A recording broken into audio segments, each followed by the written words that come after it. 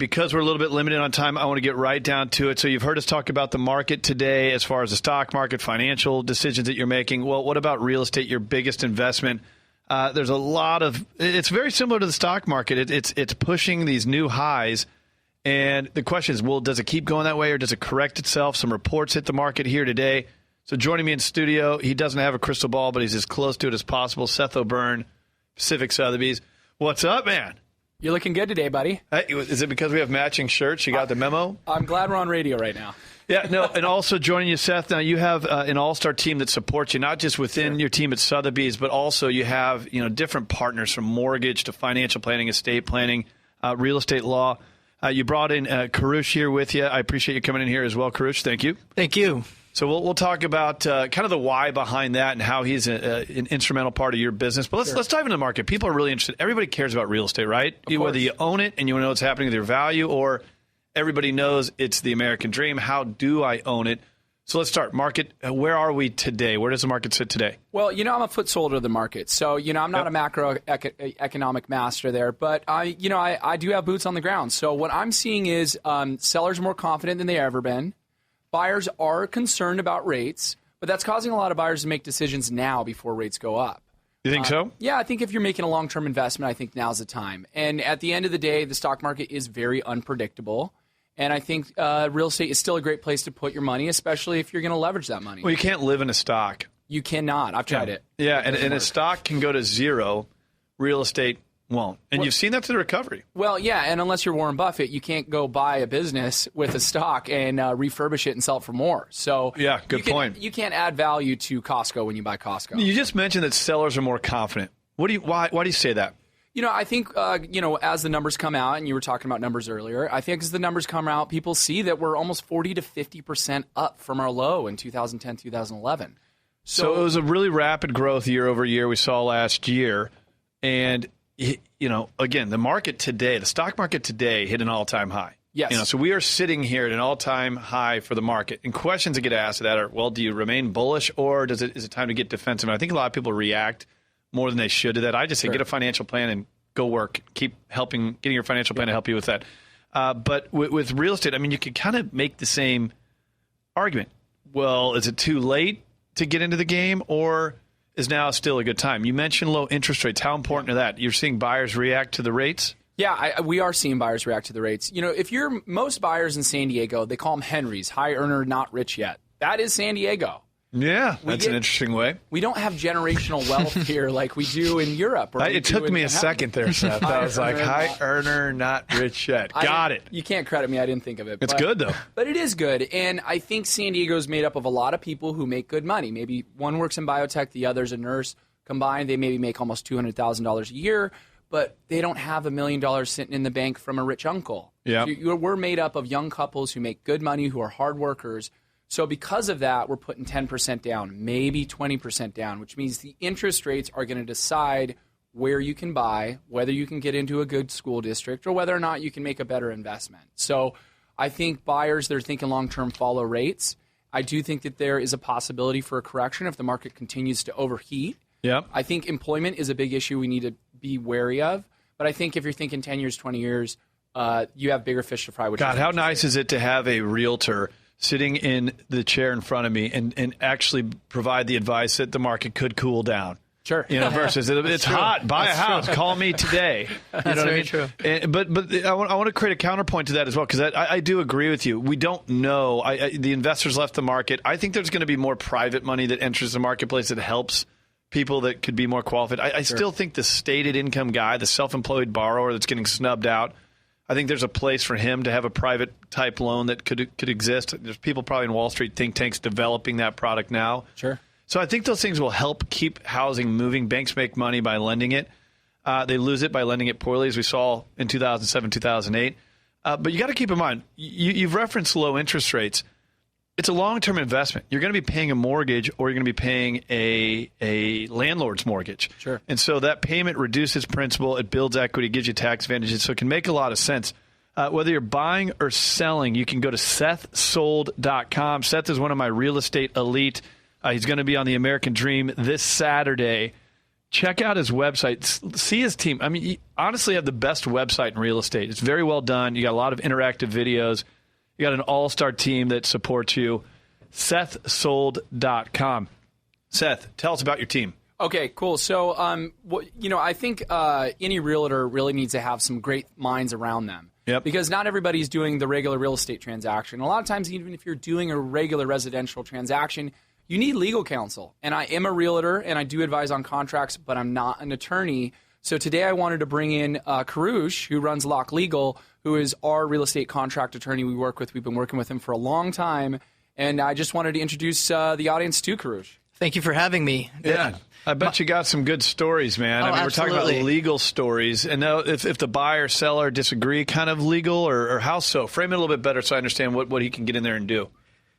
Well, Koorosh, especially, I think of him for partnerships. Yeah. I think of him for seller financing, for if something does go awry. But more than anything, if you're going to write a contract on a piece of real estate and you feel like you really need someone who's a real expert or there's something that's maybe out of the normal, Koorosh can really advise you on that. So I think Koorosh could tell you better than I can. Oh, absolutely. First of all, thank you for having me on this show. But what I can do for my clients, or what I do for my clients, is I protect them in the deal.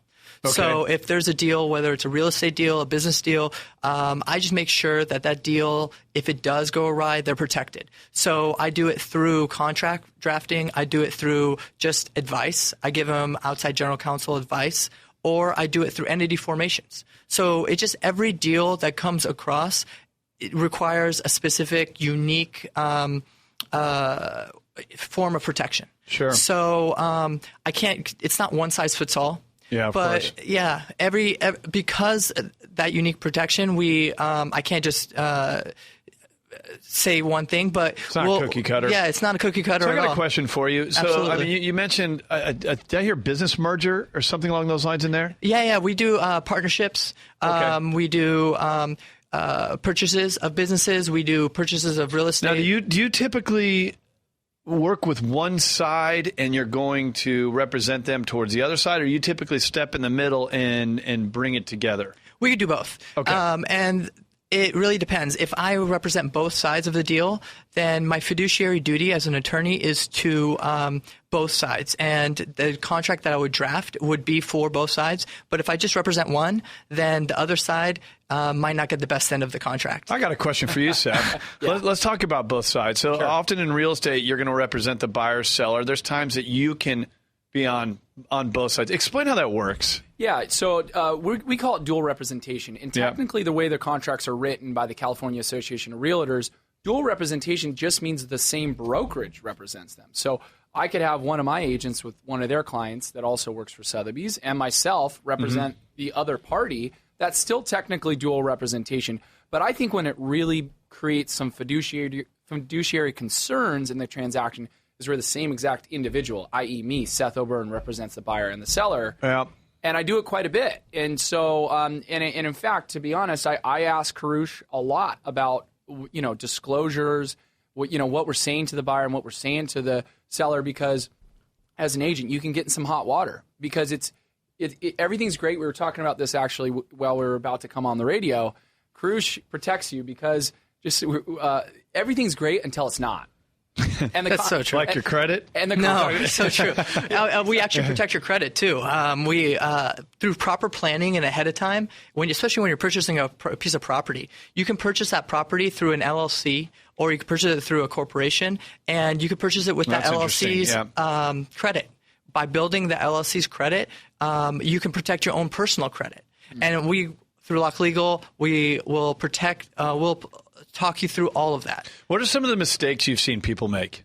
I think one of the main mistakes is just a handshake. I remember I took business law at I've done that plenty of times in my career. The handshake. I'm from the Midwest. I can get by on the handshake. Unfortunately, life doesn't work like that anymore. Have you ever heard the term a verbal contract is as good as the paper it's written on? There you go. Yeah. So, Craig, I would actually want to tell you about a big mistake that I did that actually got me into the legal field to begin with. Okay. If we had a quick minute.